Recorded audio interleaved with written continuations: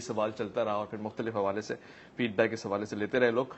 سوال پوچھنے والے نے یہ پوچھا ہے کہ اب جب بقرعید کے دن قریب آتے ہیں تو ان دونوں میں جانوروں کو پال کر ذبح کرنا مناسب ہے یا عید سے ایک دن پہلے خرید لیا جائے اور اس کے بعد ذبیحہ کو لے کے آیا جائے یا پھر اس کی کوئی الگ فارم ہے؟ بسم اللہ الرحمن الرحیم. قربانی نبی کریم صلی اللہ علیہ وسلم کی ایسی سنت ہے جو آپ نے کبھی تک نہیں فرمائی.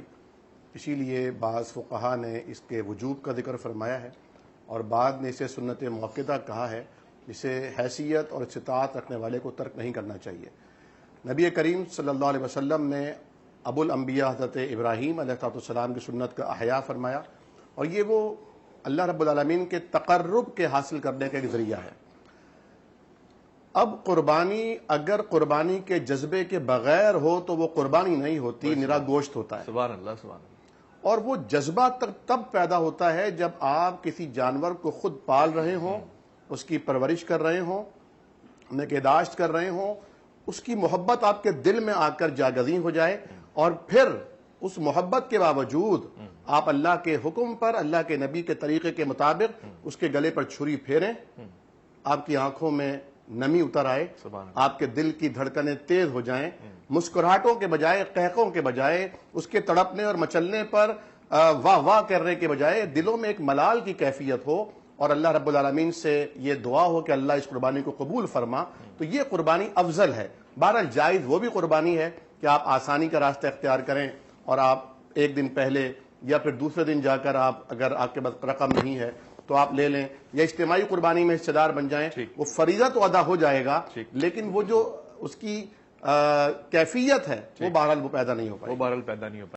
کہنا چاہیں گے تو بیان فرماتے اور اس سوال کے جواب میں بھی پوچھا گیا. جی، اس سوال کے حوالے سے میں اس کی تائید کرتے ہوئے اسے یہ آپ کو بتانا عرض کروں گا کہ حضرت فاروق اعظم رضی اللہ تعالی عنہ نے یہ فتویٰ جاری فرمایا تھا کہ جو سپاہی اور فوجی حضرات مختلف محاذوں پر ہوا کرتے تھے ان کے لیے ایک حد مقرر کر دی تھی کہ وہ 4 ماہ سے زیادہ اپنے گھر سے دور نہیں رہ سکتے، انہیں رخصت ملے گی اور وہ اپنے گھر آئیں گے اور جو ان کے حقوق زوجیت ہیں اس کی ادائیگی لازمی ہے. یہ حقوق ہیں جو اللہ تعالیٰ نے مقرر فرمائے ہیں.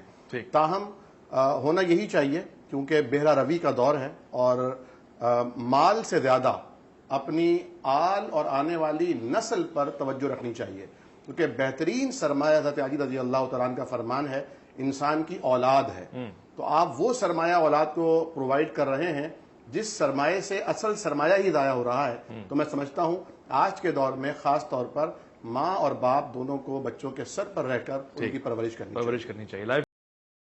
میں اس کو سراہتا ہوں. ڈاکٹر صاحب سوال صدر کے حوالے سے چل رہا تھا، انہوں نے بھی یہی پوچھا گرمی بہت ہے، گرمی میں قمیض اتار کے نماز پڑھ سکتے ہیں، شارٹ پہن کے نماز پڑھ سکتے ہیں تنہائی میں؟ دیکھیے جس طرح علامہ احسن نقوی صاحب نے فرمایا بات تو بالکل درست ہے کہ نماز کے لیے مسجد کا اطلاق جو ہے نا وہ سجدے پر ہو رہا ہے. یعنی آپ گھر میں پڑھ رہے ہوں یا مسجد میں پڑھ رہے ہیں، امام بار کے جہاں بھی آپ نماز پڑھ رہے ہیں ہر سجدے اور ہر نماز میں زینت اختیار کرو. ہم کسی دنیاوی کسی آفیسر کے پاس جاتے ہیں تو اس کے ڈیکورم کے مطابق لباس پہن کر جاتے ہیں، تو اللہ رب العالمین کے دربار میں اچھے سے اچھا لباس پہننا چاہیے. بعض فقہا نے کہا ہے کہ ٹوپی بھی نماز میں ضروری ہے.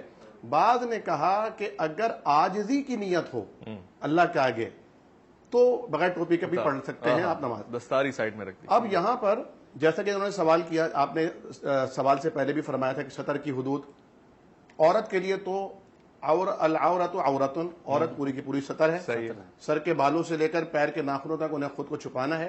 بعض فقہاء حنابلہ نے تو یہاں تک کہا ہے کہ عورت کو نماز پڑھتے ہوئے جرابیں اور موزے بھی پہن لینے چاہیے اور شاید فقہ جعفری میں بھی یہی حکم ہے کہ دوسرا یعنی جس طرح جس انداز میں پردہ کیا جاتا ہے اسی پردے کی حالت میں نماز بھی پڑھنی ہے. ٹھیک ہے. اب تنہائی اور خلوت والا اب جو مرد ہے اس کے لیے ناف سے لے کر اور گھٹنوں کے نیچے تک کا حصہ یہ سطر کا حصہ ہے. یعنی سیم ہے. نماز کی حالت میں اگر وہ نماز پڑھ رہا ہے تو اسے اپنے یہ کاندھے چھپانے ہوں گے. اچھا، کاندھے چھپانا ضروری ہے. یعنی وہ بنیان وغیرہ بھی نہیں. جی ہاں، کیونکہ جب آپ طواف کعبہ کر رہے ہوتے ہیں تو اس میں جو شروع کے 3 چکر ہوتے ہیں اس میں آپ نے ایک مونڈا اپنا کھلا رکھنا ہوتا ہے. لیکن اگر عین اس وقت نماز کی کیفیت ہو جائے اور اقامت کہہ دی جائے تو اسے ڈھانک کر نماز پڑھنے کا حکم ہے. اچھا اچھا، اہل تشیع میں بھی ڈھانک کے نماز. اور یہاں میں یہاں علامہ صاحب کی بات میں ایک بات کا اضافہ کروں گا کہ آپ کوئی بھی لباس پہنیں، ٹھیک ہے، لیکن یہ ضرور ملحوظ خاطر رکھیں کہ وہ حلال کا ہے. جی اگر وہ حرام کا لباس ہے، بہت اچھا، چاہے وہ عہد نبوی کا لباس کیوں نہ ہو، اگر وہ حرام کا لباس ہے تو آپ کی نماز نہیں ہوگی. لیکن اگر فرنگیوں کا لباس آپ نے پہنا ہے لیکن وہ حلال کی رقم سے آپ نے کمایا ہے اور وہ ان حدود اور قیود کو پورا کرا جو شریعت نے مقرر کی ہیں، یعنی آپ کے نشیب و فراز ظاہر نہیں ہو رہے ہیں، وہ بالکل جائز اور اسلامی لباس ہے. ٹھیک ہے. ایک اب ناپاک نہیں ہے تو اس کی کوئی عمر طے ہے؟ اس حد تک نہیں ہے یا اس وقت کے بعد ہو جائے گا؟ کیا معاملہ ہے؟ دیکھیے ناپاک تو ہے ہر صورت میں، لیکن جب تک بیٹا یعنی لڑکا جی شیر خوار ہے، جی وہ اپنی مدر کی فیٹ پر ہے، جی اس وقت تک، کیونکہ جب وہ یورین پاس کرتا ہے تو اس کی چھینٹیں بہت دور تک جا سکتی ہیں، تو یہ امکان ہوگا کہ اس پورے گھر کو کیسے صاف کیا جائے گا. جی تو حضور کریم صلی اللہ علیہ وسلم نے رعایت فرمائی کہ اس پر چیٹا مار دیا جائے اچھا تو وہ اس سے پاک ہوگا. لیکن جو بیٹی ہے، لڑکی ہے، اس کا جو گرل ہے، اس بچی، اس کا جو یورین ہے وہ اس طرح نہیں ہے، اچھا بلکہ وہ ایسے بہے گا تو وہ ایک خاص جگہ تک ہی محدود رہے گا، تو اس کو دھونے کا حکم دیا گیا.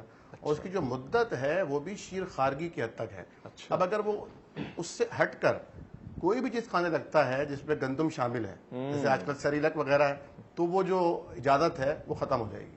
ٹھیک، ختم ہو جائے گی.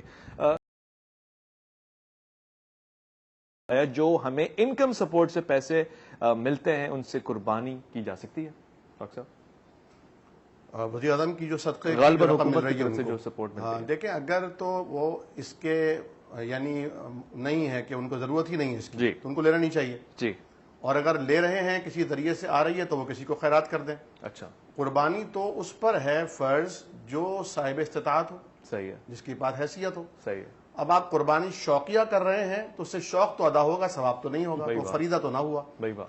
اب اگر آپ کو کوئی دیتا ہے رقم اور وہ توفتاً آپ کو ملی ہے جی اور وہ آپ کے پاس اضافی ہے، ٹھیک ہے، آپ کرنا چاہتے ہیں کر لیں. ٹھیک ہے، حرج نہیں. ٹھیک ہے. بہت